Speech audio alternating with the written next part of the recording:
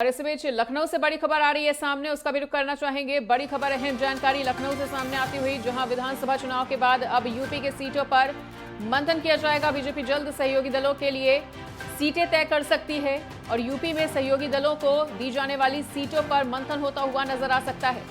तो जल्द दिल्ली में बैठक कर सीट शेयरिंग तय की जाएगी। पहले सीटें तय की जाएंगी, सीट की घोषणा बाद में होगी।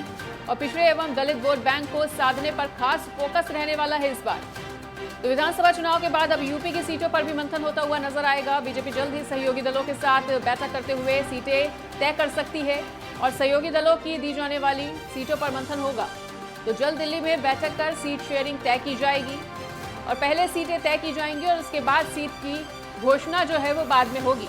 तो पिछड़े एवं दलित वोट बैंक को साधने पर खास फोकस रहने वाला है इस बार। तो लखनऊ से ये बड़ी खबर, बड़ी जानकारी आपके साथ साझा कर रहे हैं, जहां बीजेपी जल्द ही सहयोगी दलों के लिए सीटें तय कर सकती हैं और यूपी में सहयोगी दलों को दी जाने वाली सीटों पर मंथन होता हुआ भी जल्द ही नजर आएगा। जल्द दिल्ली में बैठक होगी और सीट शेयरिंग इसमें तय की जाएगी। पहले सीटों का बंटवारा कर लिया जाएगा, सीटें तय कर ली जाएंगी और उसके बाद उनकी घोषणा जो है वो बाद में की जाएगी। तो विधानसभा चुनाव के बाद अब यूपी की सीटों पर मंथन।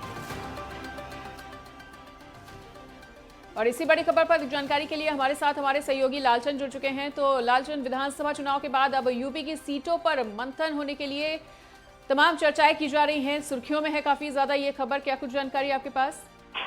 बिल्कुल मनीषा, आपको बता दूं कि जिस तरीके से 4 राज्यों में विधानसभा चुनाव हुए हैं, जो रिजल्ट आए हैं, उसके बाद बीजेपी कहीं ना कहीं अपने आप को और मजबूत पार्टी मानती हुई दिखाई दे रही है। और यही वजह है कि जो उत्तर प्रदेश से एक बड़ा प्रदेश है, दिल्ली का रास्ता उत्तर प्रदेश से होकर गुजरता है। ऐसे में 80 लोकसभा सीटें जीतने के लिए 2024 के लोकसभा चुनाव में बीजेपी पूरी तरीके से यहाँ पर तैयारी करती हुई दिखाई दे रही है और अब अलग अलग तरीके से बीजेपी फोकस करती हुई उत्तर प्रदेश में दिखाई दे रही है। और ये माना जा रहा है कि जिस तरीके से केंद्र सरकार की योजनाएं हैं या उत्तर प्रदेश में योगी सरकार की जो तमाम योजनाएं हैं, जो कार्य किए जा रहे हैं, उसको माध्यम से कहीं ना कहीं जनता के बीच जाएंगे और 80 की 80 लोकसभा सीटें इस बार बीजेपी ने जो जीतने का लक्ष्य रखा है मनीषा, उसको लेकर बीजेपी यहाँ पर काम करती हुई दिखाई दे रही है। और माना जा रहा है कि जिस तरीके से जो है कार्यक्रम शुरू होंगे, ऐसे में कहीं ना कहीं बीजेपी जो पूरी तैयारी के साथ कहीं ना कहीं, चाहे उनके जो मंत्री हैं या संगठन के